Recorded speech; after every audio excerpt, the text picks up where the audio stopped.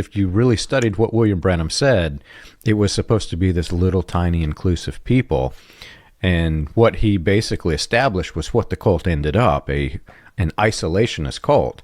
But now we're entering the phase where it is the opposite of isolationist. I know the message after its big schism in 68 and 69 went on a big missionary push, John, and the message actually had lots and lots of outreach in those days. And the message actually continued to have lots of outreach up until the 1980s. Contrary to what the charismatics like to say, they did not turn on the message when William Branham died. They turned on the message in the 80s.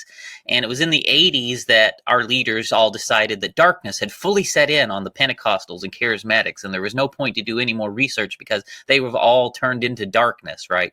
But up until then, there was still overlap happening. There was still cross-pollinating happening, if you want to call it that. But more importantly, there was still outreach to go out and convert and recruit people into the message. It was very common up into the 80s.